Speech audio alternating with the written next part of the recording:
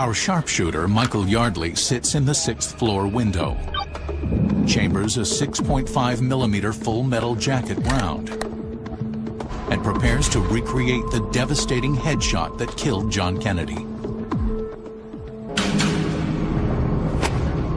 Our team attaches the target, again mounted on the rigid crash test dummy neck, freshly injected with simulated brain matter.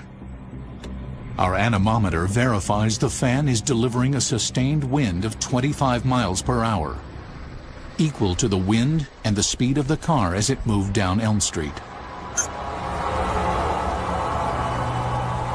Personnel clear the firing range, and Michael Yardley takes Lee Harvey Oswald's shot.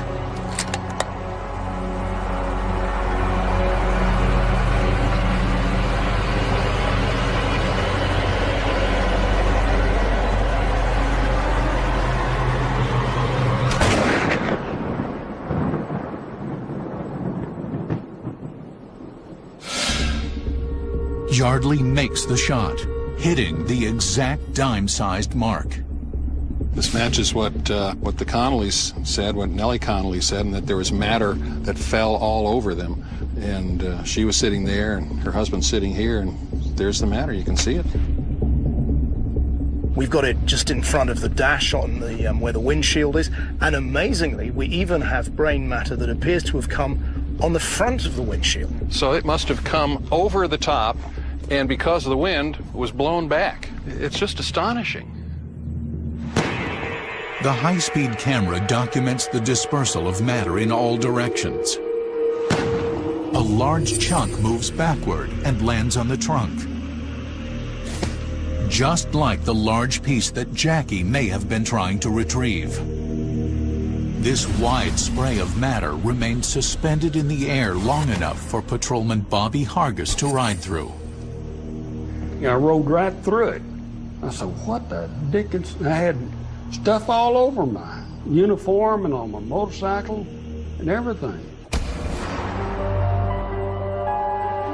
But we need to leave even less room for doubt.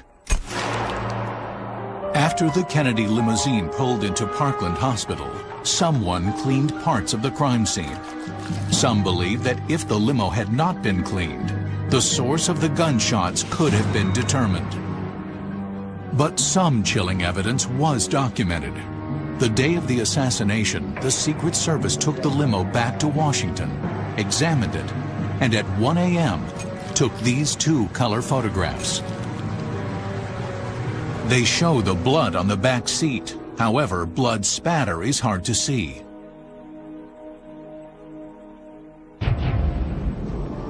Was history cheated of important evidence? In Elm Street. To find out, we brought a modern forensic team to the scene of our simulated crime. And we have some debris outside the car, so watch your step. Captain Tom Bevel is a distinguished member of the International Association of Bloodstain Analysts and has 35 years of forensic experience. Steve Schleby has worked as a criminalist in Southern California for more than 30 years.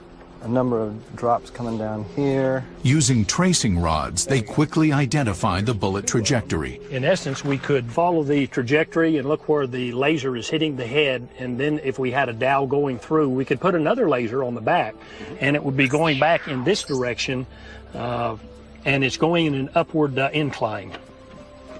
What if there were no hole up there? Could you still come up with this same information? The spatter pattern easily confirms the direction of the shot. Based upon the debris, what you would be expecting to find is more debris forward in the force of the bullet. And that's pretty much what we're seeing all the way to the front as the cone enlarges. The dispersed matter in this limo is very similar to the historical description of the grisly crime scene at Parkland. Had investigators examined the limousine before the evidence was disturbed, the Warren Commission might have had a clearer understanding of the assassination. I haven't seen anything that counters the official story that Kennedy was shot from behind, from above.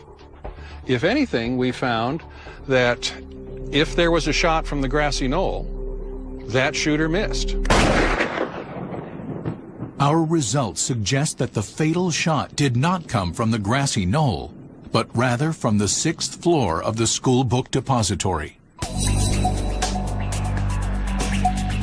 But to be conclusive, we have to take 2 last steps.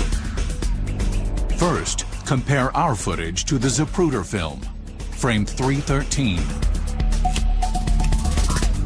And second, show our evidence to 2 men who know exactly what to look for. 2 men who had stared into the back seat of history in 1963.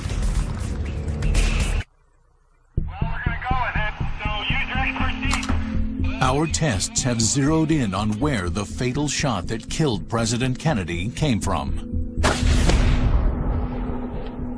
We've also proved that if evidence had been studied at Parkland Hospital, the location of the president's killer might have been confirmed. But to finalize our conclusions, we need to take 2 last steps. Anytime I think about it, you can visualize what you saw. You won't never forget it. After our physical tests, we return to Dallas and show our forensic evidence to 2 men who had lived through a nightmare. What they saw was seared into their memories. Now, by looking at photographs of our test results, they relive that moment when they looked inside the target car. That looked about like what it would be to me. That was the first thing I seen, was that spot when I raised her up and I could see it on the floor. That's a piece of the skull with the hair on it. That would show the splatter about the way I seen it on the interior of the car. Well, all of this is part of it. It was very close to what actually happened out there. I mean, where the spots and stuff were. That's about as close as anybody could get it. Next, Jack McNary, the 18-year-old eyewitness. You know, you can see where it's starting to hit the seat down here and where it's dripping over. And I think that, to me, that is a great picture of what happened to send it where I remember seeing it. Yeah, there you go. I do remember all the little pieces. They went down the door and across the back. And that's what it looked like. And they would have been on the floor, down here, here. But this, you got it right here. This, this, and this. I would say that is what I saw. There was one last test to do. Compare our results with the real thing, captured in Zapruder frame 313. But there is a difference between documenting an experiment and showing the death of a human being. For this reason, we've translated the graphic portions of the Zapruder film into a digital facsimile. This allows us to directly compare the data in a way that blunts the Zapruder frame's horrific impact and respects the memory of a beloved president. Here is our test footage, reduced to similar data points.